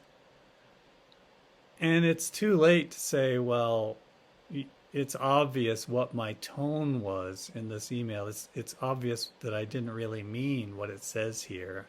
I was being sarcastic. It was a joke. That's not going to work. So I think you have to be quite literal. There's no or very few nonverbal cues. So it's hard to read what a group is thinking. If you're leading a team, very difficult using electronic group methods to figure the sense, I had a number of colleagues at work who used to say, when we'd have a long discussion, they'd say, well, the sense of the meeting seems to be, and they'd give their interpretation. And that's something that you can do live. It's more difficult when it's computer mediated. When groups work together for a long period, they can get better at this. It's interesting. We had some Zoom meetings at the university when we were going through this how to learn to work online. And some of the facilitators were saying to the other people on the Zoom meeting that they're getting nasty comments and I forget what you call it, the little comment box. And it's like, why would people do that? These are all colleagues. And so it's different. I think this one's straightforward as well. I highlighted the 4th bullet point. A good rule to follow is that less routine communication requires richer communication media. That I believe in strongly. That's a good rule of thumb. Important decisions, the last bullet point. Intended changes, controversial message, emotional issues call for richer media. So use that as your general guide, and the idea is you'll do better with your communications. Here's a few ideas on social media, again from the textbook. I think you should work your way through these. The idea of cyber loafing, social loafing, taken to the electronic age. I put in the little frowny face there because I'm not a fan of the social loafing idea. And somebody at work is updating their Facebook profile while they're at work. What's with that? And my position would be, do they ever do work at home when they're not being paid? So, it balances out. And Gen Y typically has this approach that, life is life. And you have your personal life and you have your work life, and it's all life. So sometimes you're at work and you're doing a few personal things. And sometimes you're at home and you're doing a few work things, and it's all just life. But Generation X tends to think of the world as more compartmentalized. When you're at work, you do work. That's it. And when you're at home, do your home if you want. Do that. So, I'm not a keen fan of this cyber loafing idea, but there you go. Cyberbullying, again, a new term that's been invented to describe how people might use emails and Facebook posts and so on to insult and criticize others. Enterprise social media, like a Facebook just within the company. And I put the last example on the last bullet point about Slack.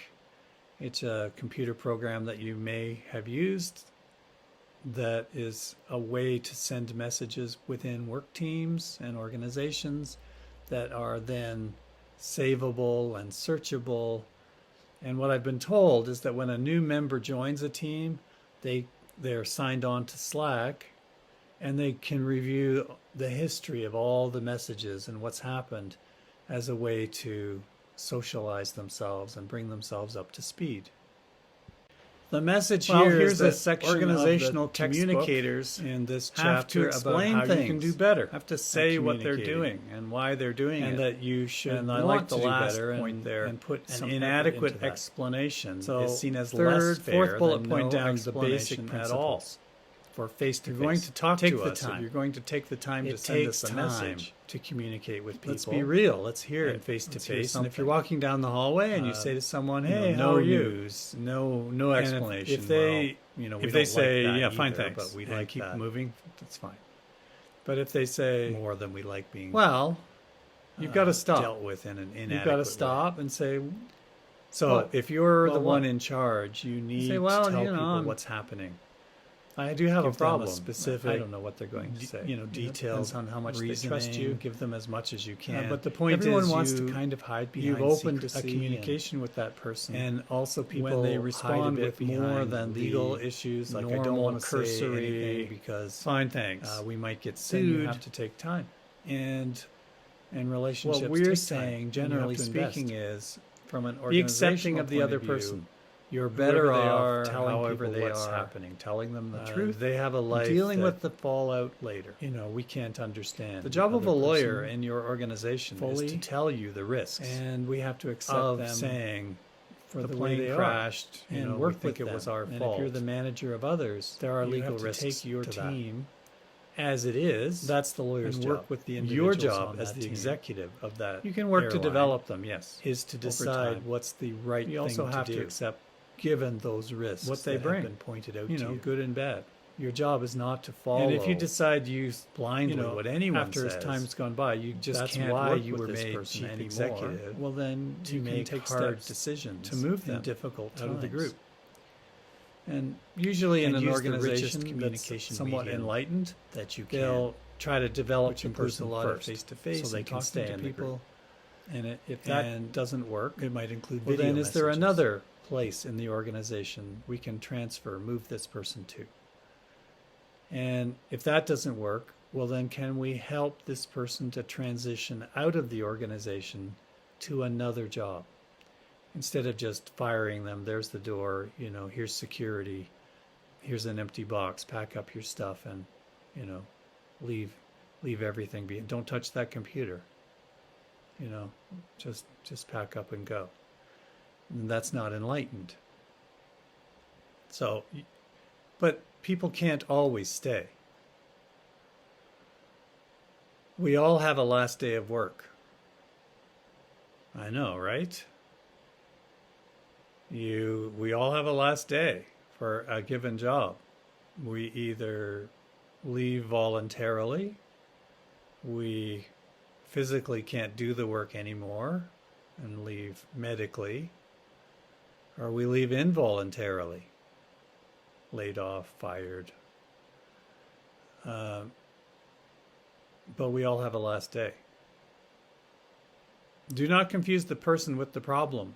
So again, you can work with the person if you're their boss and you've taken the time to try to help them develop, you know, their personality characteristic that might not be helping them, something they're doing, time management that they need to work on. You can talk to them personally sometimes, one-on-one, quietly.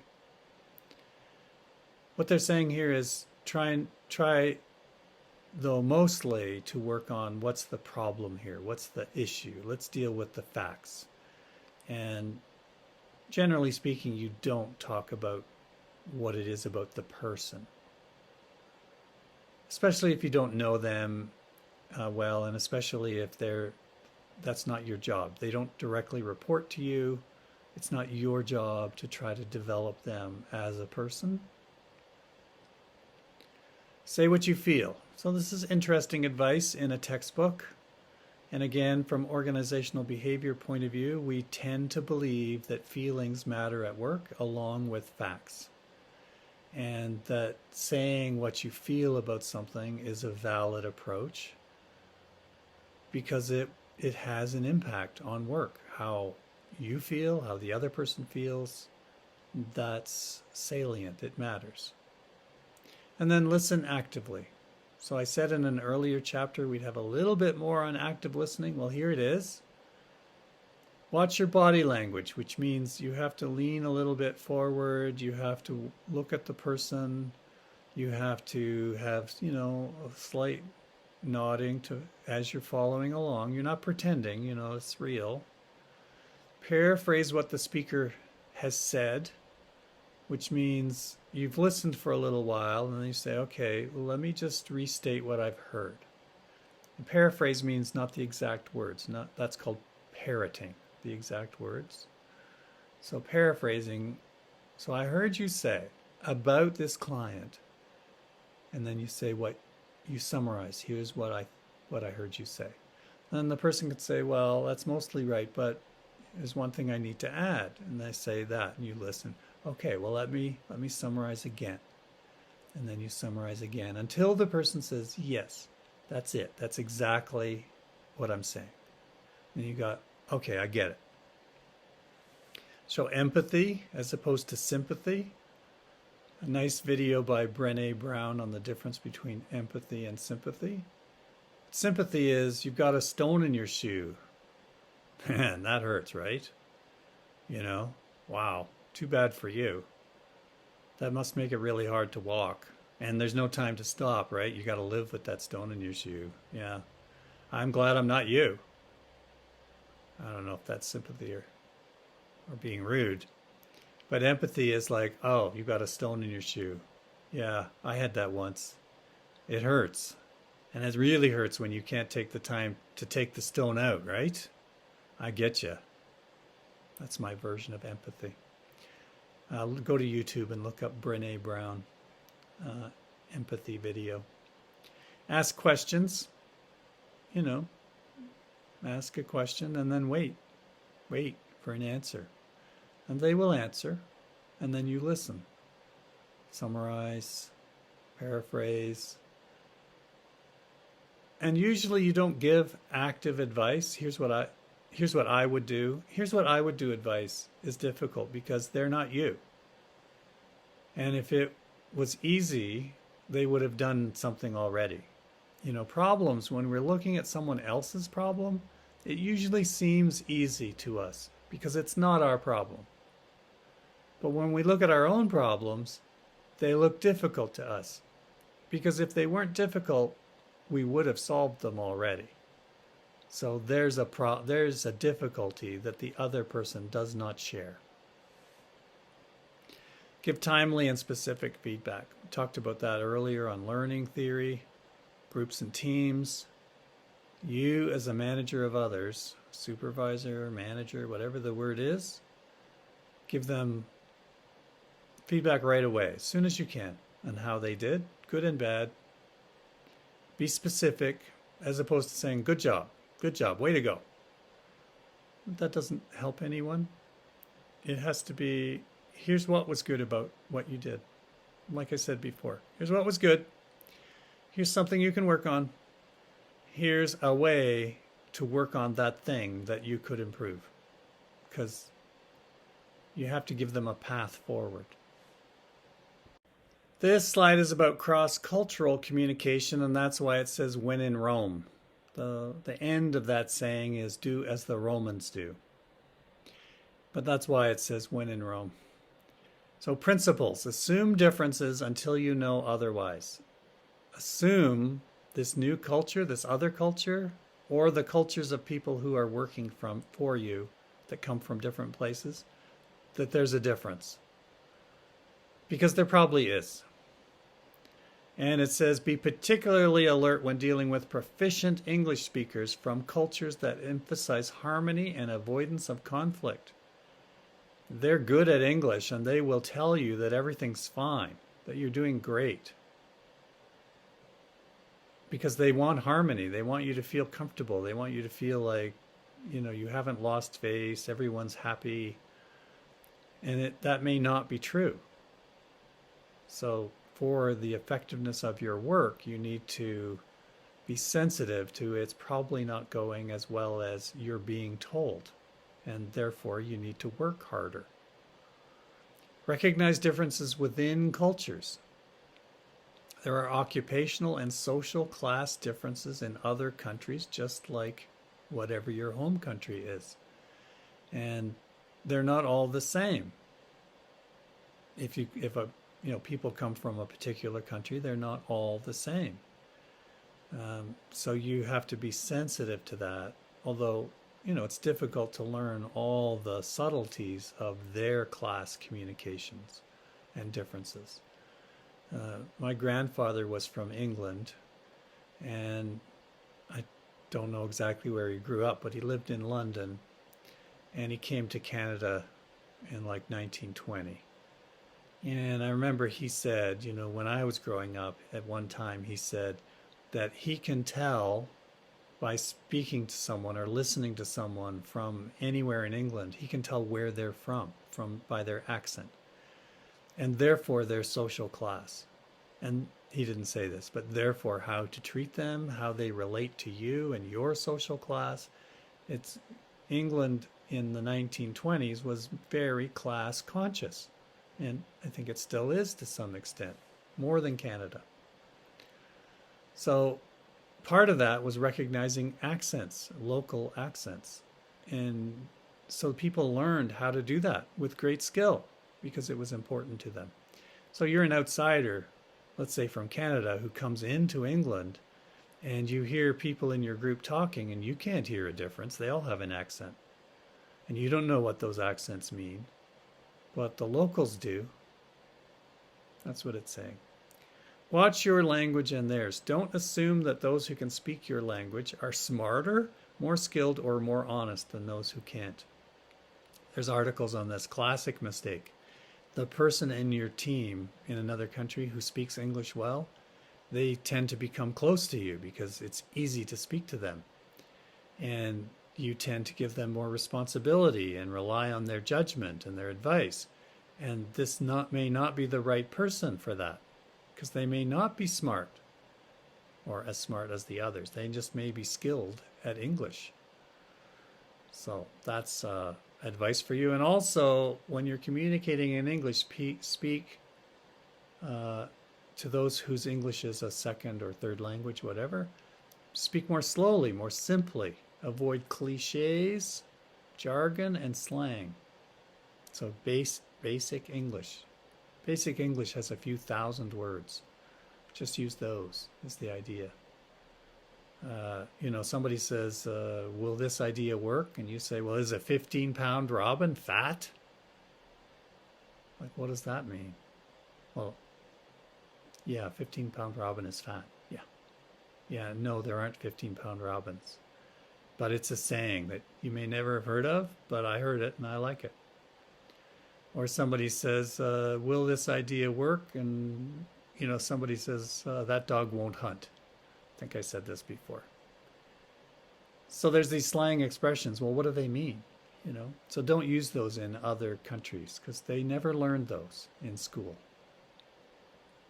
And when we take our case teams to some other countries where English isn't the first language, and Spain comes to mind, we tell our teams to use simplified English, to speak slowly.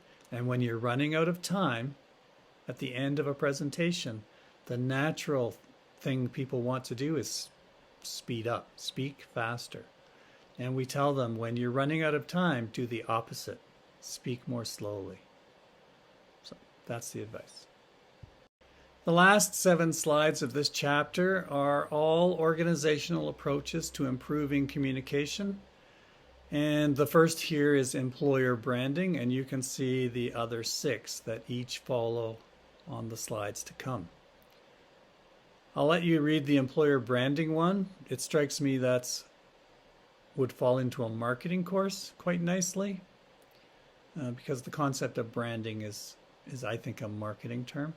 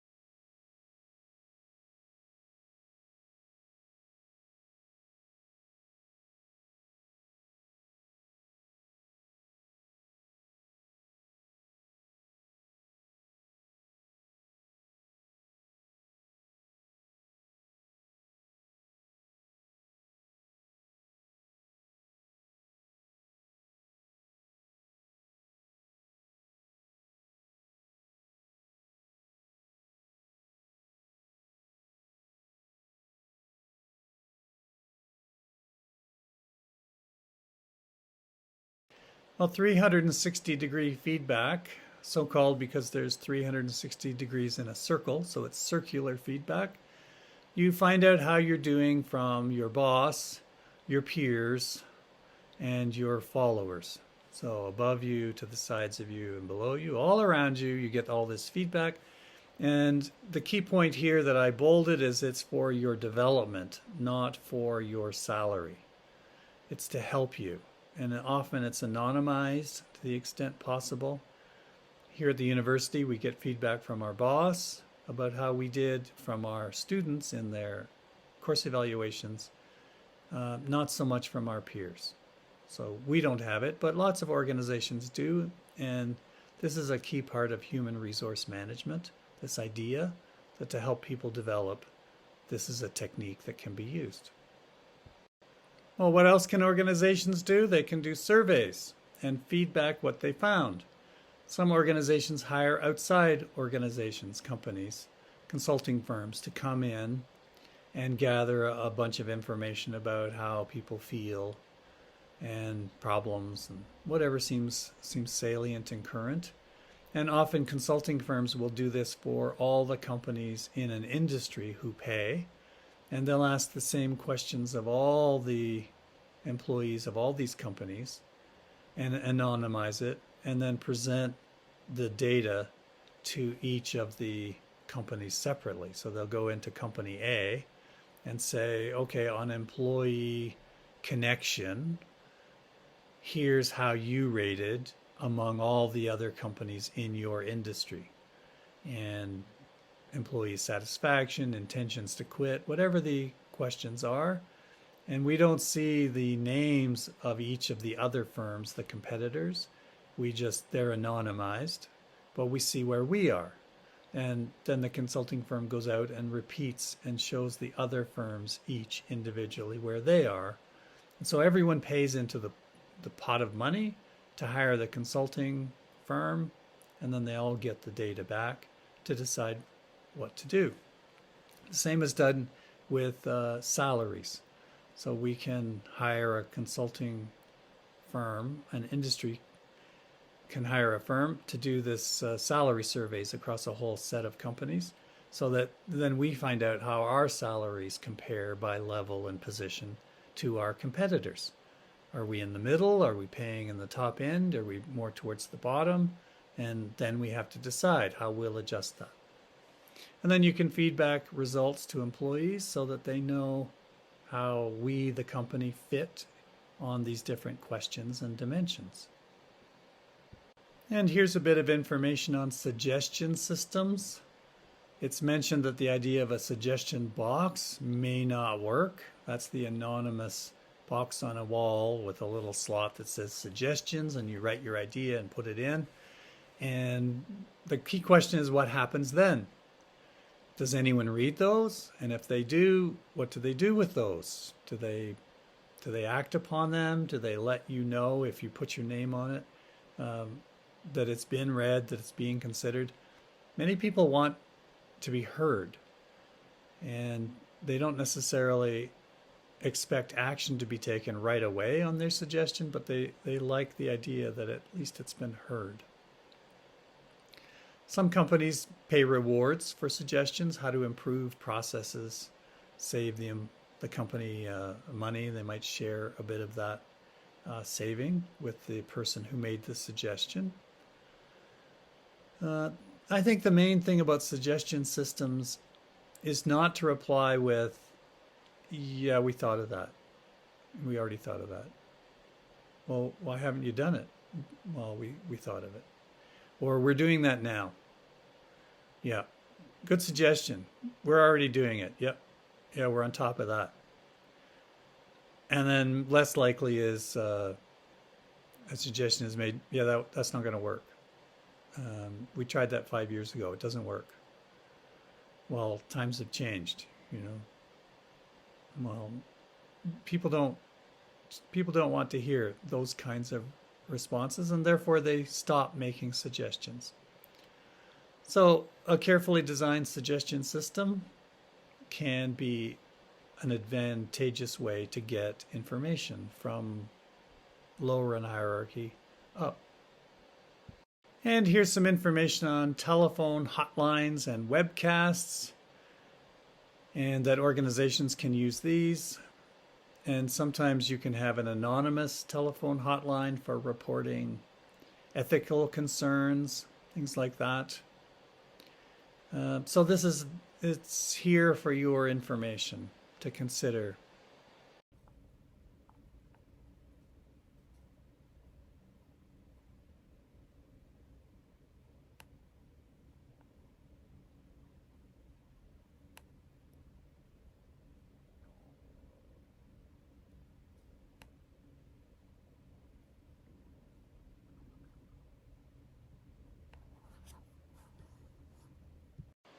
We had this picture before, and I wanted you to look at it again.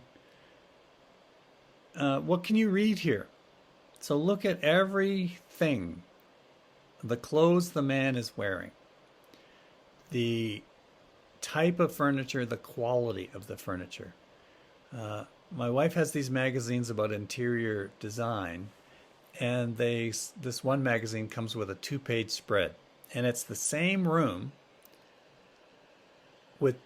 with high-end furniture and decor, wallpapers, and so on, and one that's meant to look like very, very close. So it's exactly laid out the same, but with lower-end furniture. And the big question in this magazine, you know, it's a fun thing to do, which is which? Which is the high end? And and I like to play this game because I don't know as much about it as my wife does. And and I'm like, well, I think this is the high end one. And she'll say, well, why? Like, tell me why. And you have to be able to know, well, that wood, that furniture, that's solid wood. And that one, that looks veneer. Well, how can you tell? And there are ways to tell. Or the drawer pulls, that looks like brass and that looks like gold colored metal. Or the tiles, that is an actual Italian marble that looks like Italian marble. That looks like a vinyl tile that looks like Italian marble. Things like that. So you have to be able to do that.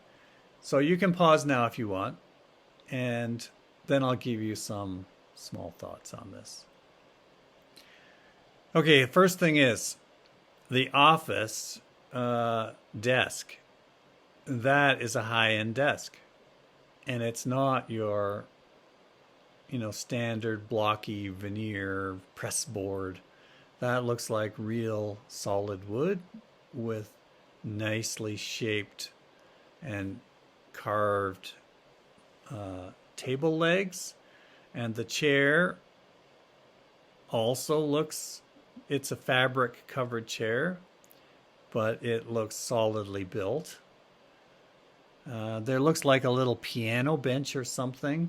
I don't know why that's there near the plant against the wall. The plant is in a very big planter. So that means that plant's been there a while. And those are expensive. So you don't get those when you're a junior member of an organization. And we know this man is a senior executive because of the view and everything. The carpet, single color, fine. I don't know. I can't tell if it's wool or what do they call the non-wool? Polyester, rayon, the non-natural fibers. Wool, of course, is much, much preferable. The piece of furniture on the right that's kind of gold colored, can't tell if that's like a chair, a big chair, or a love seat, or a couch. If it was leather, that's better. What else do I see? A little laptop, that's normal. Not too much on the desk.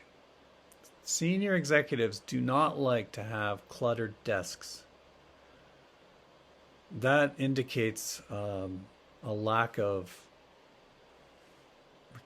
too much confusion, maybe. It's just they don't like cluttered desks. And there's no file cabinet that you can see because files are kept in the assistant's office, which is outside. Nice drapes we can't see, but the drape cover up there high on the wall. The ceiling looks good. I can't tell what the ceiling is made, what the covering is. And then the books.